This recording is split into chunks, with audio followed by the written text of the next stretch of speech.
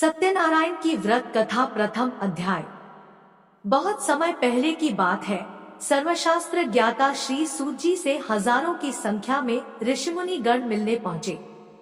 वहां पहुंचकर सभी मुनियों ने सूत जी को नमन किया और पूछा, हे परमपिता, कलयुग के समय में ईश्वर की भक्ति के लिए मनुष्यों को क्या करना होगा?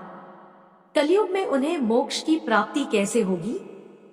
हे प्रभु, कृपया आप हमें किसी ऐसे तप के बारे में बताएं जिसे करने से मन की मुराद पूरी होने के साथ ही पुण्य की प्राप्ति हो जाए। ऋषियों की बात सुनने के बाद सूत जी बोले, हे मुनिगण, आप सभी ने मनुष्यों के हित के बारे में एक अच्छा सवाल किया है।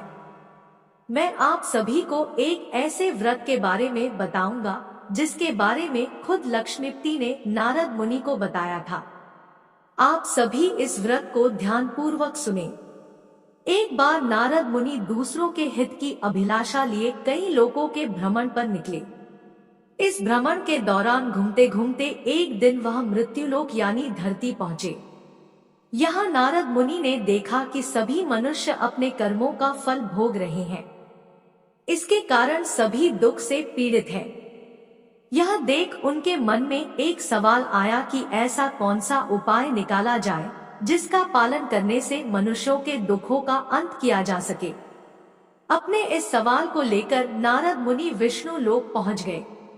वहां उन्होंने भगवान नारायण की आराधना की।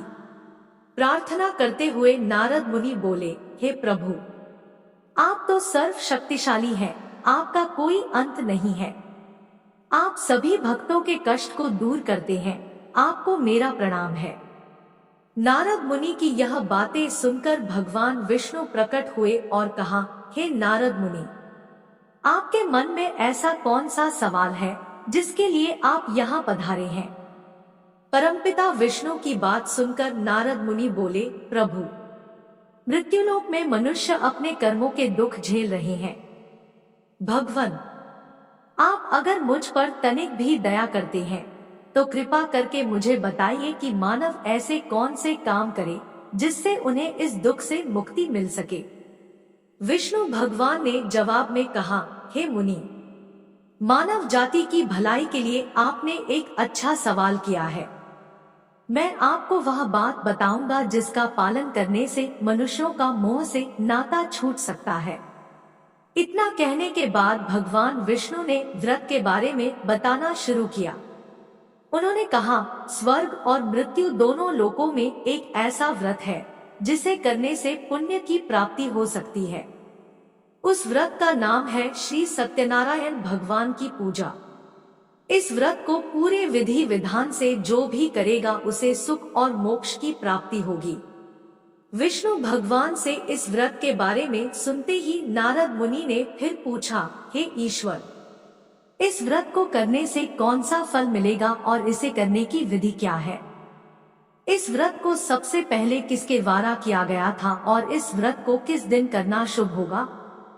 प्रभु, आप इन सभी सवालों के जवाब दें। नारद के सवालों का जवाब देते हुए भगवान विष्णु कहते हैं, दुखों को दूर करने वाले इस व्रत को करना बहुत आसान है।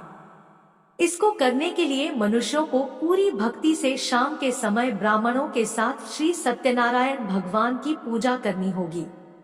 इसके लिए सबसे पहले भोग तैयार होगा। भोग के लिए दूध, केला, घी और गेहूं के आटे को 1/4 भाग में लेना होगा। गेहूं नहीं है तो उसकी जगह साठी के आटे का उपयोग किया जा सकता है। फिर शक्कर और गुड़ सहित सभी खाने योग्य पदार्थों को मिलाकर भगवान को भोग लगाना होगा। व्रत रखने वाले को भजन कीर्तन का आयोजन करना होगा। भक्ति में लीन होकर भगवान सत्यनारायण की अर्चना करनी होगी। इसके बाद व्रत रखने वाले को ब्राह्मणों और सभी परिजनों को भोजन कराना चाहिए। इसके बाद व्रत रखने वाला खुद भोजन करेगा। इस तरह पूरी विधि के साथ सत्यनारायण भगवान की पूजा करने से मनुष्यों की हर इच्छा पूरी हो सकती है। साथ ही यह कलयुग में मोक्ष प्राप्त करने का एकमात्र सरल उपाय है। इस तरह श्री सत्यनारायण कथा का पहला अध्याय पूरा होता है।